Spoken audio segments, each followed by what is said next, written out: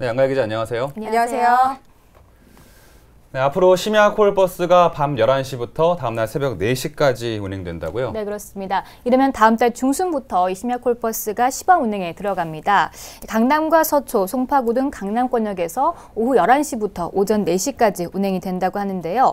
현재 13인승 솔라틱 콜버스가 주문에 들어가서 4월 중순이 돼야 20대가 마련된다고 하는데요. 이 20대로 앞으로 2, 3개월 동안 시범 운행이 진행된다고 합니다. 네, 심야 콜버스 사업은 사실 택시업계와 운용사의 대립으로 무산 위기에 놓였다라는 소식 전해드린 적이 있었는데요. 네. 결국에는 합의가 됐네요. 네, 그렇습니다. 그동안 이 콜버스의 운영사인 콜버스랩은 이 심야 콜버스 운행을 오후 10시부터 하겠다고 주장을 해왔습니다. 네. 하지만 택시조합과 노조는 새벽 0시부터 해야 한다면서 맞섰는데요. 또 콜버스랩은 서울 전역과 경기도 일대에서 심야 콜버스를 운행하겠다고 했지만 이 택시조합은 지역을 제한해서 시범 운행해야 한다고 주장을 해왔습니다. 이에 서울시가 오후 11시부터 승차 거부가 증가하기 때문에 이 시간부터 운행을 하자는 절충안을 제시했습니다. 네, 실제로도 이 택시 승차 거부율이 밤 11시가 되면 16%, 그리고 새벽 0시가 되면 22%까지 올라간다고요? 네, 그렇습니다. 때문에 서울시란 절충안이 설득력을 얻게 된 것인데요. 네. 심야 콜버스가 기존의 대중교통이 서비스하지 못하는 이 사각지대를 채워주는 것을 목표로 하기 때문에 버스와 지하철의 운행 시간과 겹치는 오후 10시부터 운행하는 것은 좀 비효율적이다라는 지적이 있었습니다. 네. 시는 앞으로 2개월간 시범 운행을 한 뒤에 이를 바탕으로 추후 운행 시간을 협의해 나갈 계획이라고 합니다. 네, 네. 일단은 시범 운행이 진행이 될 예정이고요. 이 결과에 따라서 그렇다면 운행 구간도 확대가 될 수도 있겠네요. 네, 그렇습니다. 강남 인근에서 발생하는 택시 승차 거부의 대다수가 이 단거리 승객들에게 집중되어 있기 때문에 운행 지역에 대한 고민도 좀 필요해 보이고요. 또 경기도 일산이나 분당에서 콜버스를 운행하기 위해서는 경기도는 물론이고 이 시외버스 업체와도 협의가 필요한 부분이 있기 때문에 앞으로도 추후에 논의되어야 할 부분이 많이 남아 있습니다.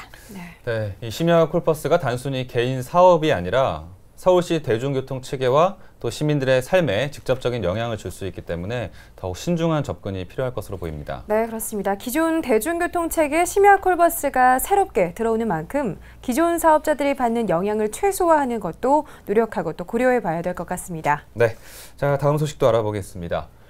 서울시와 카카오가 공동으로 기획해서 운영하는 마음치유 프로젝트 속마음버스가 운행 2주년을 맞았습니다. 네, 속마음버스 아직 모르시는 분들도 많이 계실 것 같은데요. 우선 소개부터 해주시죠. 네, 이 속마음버스는 서울 시민의 치유 프로젝트인 하나인 누구에게나 엄마가 필요하다의 하나로 이 서울시 산하 공공의료기관인 서울의료원과 카카오가 함께 운영을 하고 있습니다. 네. 이 속마음버스 탑승객은 버스에서 흘러나오는 전문가의 안내에 따라서 이 평소의 대화와는 조금 다른 규칙에 따라 허심탄회하게 자신의 속마음을 터놓을 수가 있는데요.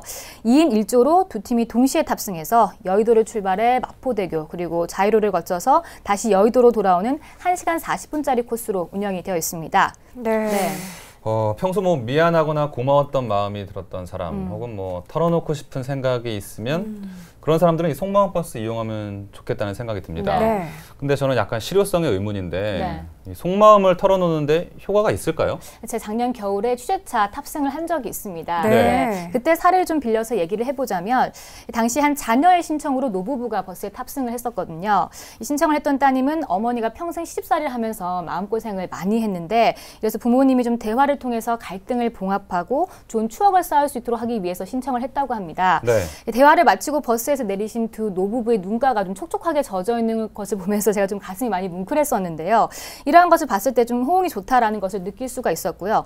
전문 상담사의 안내에 따라서 색다른 공간에서 관계를 치유하고 회복할 수 있다는 점에서 시민들의 삶에 굉장히 긍정적인 영향을 주는 프로젝트가 아닌가라는 생각이 들었습니다. 네, 관계가 참 어려운 분들이 많이 계실 것 같은데요. 네. 저도 한번 타고 싶다는 생각도 들고 또 주변 분들께 추천하고 싶다는 생각이 드네요. 네. 이 속마음버스가 운영된 지 벌써 2년이 됐다고 하는데 신청자가 1년 새 크게 늘어났다고 하죠. 네. 아, 그래요? 네, 그렇습니다. 지난 2년간 3,400여 명의 서울 시민이 속마음버스를 탑승을 했습니다. 네. 2014년 1,460명에서 2015년 11,360명으로 682%나 증가를 했는데요.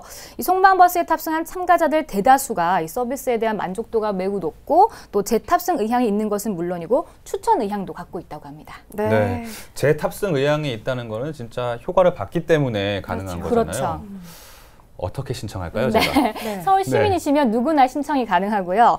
함께 탑승하고 싶은 사람을 선택해서 홈페이지로 2주 전에 신청을 하게 되면 됩니다.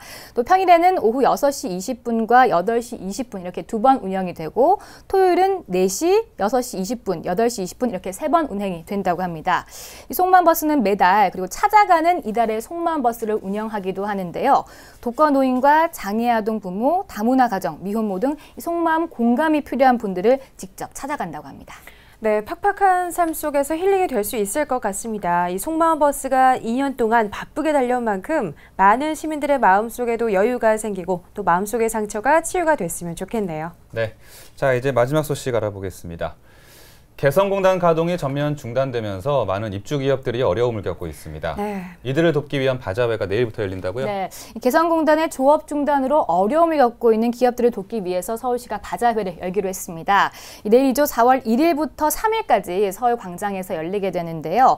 개성공단에 입주했던 14개사의 제품을 저렴하게 판매하는 기획전이라고 보시면 될 것 같습니다. 네. 이들의 경영자금 확보와 판로에 도움을 주기 위해서 열리는 이번 행사는 이 개성공단 입주기업 대표와 서울시장 간담회에서 기획이 됐다고 합니다. 네, 참 의미 있는 행사가 진행이 되는데요. 어떤 제품들이 판매가 될까요? 네, 바자회에선 바지와 셔츠와 같은 의류와 함께 또 등산화와 시계 등을 판매한다고 하는데요.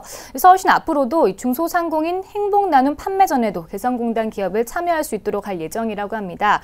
또 DMC와 가든파이브 공간을 활용해서 4개 기업의 대체 부지를 지원하기로 했습니다. 네, 개성공단 입주 기업들 여전히 경영 자금이나 판로 확보에 많은 어려움을 겪고 있는데요. 이번 행사를 통해서 기업들이 다시 힘차게 일어설 수 있는 힘을 좀 가졌으면 좋겠습니다. 네. 그러기 위해서는 또 시민들의 많은 관심과 참여가 필요합니다. 네, 응원하겠습니다.